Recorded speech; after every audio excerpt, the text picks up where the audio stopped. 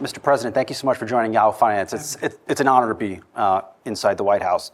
So you and your administration have taken strong action against China. 100% tariffs on China EVs, 50% tariffs on semiconductors from China. Now, a lot of economists would say this could unleash inflation. How do you convince the American public that this will cause inflation, and why so targeted with the tariffs? Look, China is fundamentally underrating their entire industries. They're just they flood a market. They pay whatever it takes to flood it. They make sure to put everybody else out of business and they take over. Or, for example, even if you want it for the longest time, if you want to do business in China, guess what? You have to have a 51% Chinese owner. You have to make sure that you're, in fact, going to make sure that they have access to the intellectual property. It goes on and on. It's about being fair. And look, it's about saving American jobs.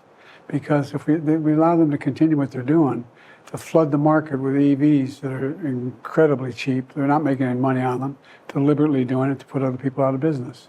So we're going to protect the American auto workers, we're going to protect American steel and American aluminum. Do you believe this will lead to retaliation from China? Well, I'm sure China will talk a lot about it, but the fact is China already is what you might say way over their skis on this. What they'll do, I don't think it'll lead to any international conflict or anything like that. But I think they'll probably try to figure out how they can raise tariffs maybe on products that are unrelated. Lastly, Mr. President, over 15 million jobs have been created under your watch. The unemployment rate under 4% for 27 straight months. The stock market at a record high. Why don't households feel wealthy right now? Well, first of all, if you look at the report coming out of the Michigan survey, over 60% of the people in America feel they're personally in good shape. They're personally in good shape. But they look out and they say the rest of the world's not in good shape. Other people aren't in good shape.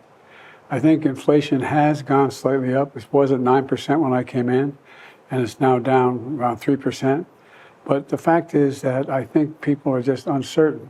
And that's why we got to be steady, stay the course, and continue to produce these incredible jobs. And by the way, the pay for the jobs are outpacing the inflation rate they're paying. We're going to be able to deal with this. It's going to take a little more time, but we're just focused on it. Mr. President, thank you so much. We appreciate it. Thank you, man. Thank you.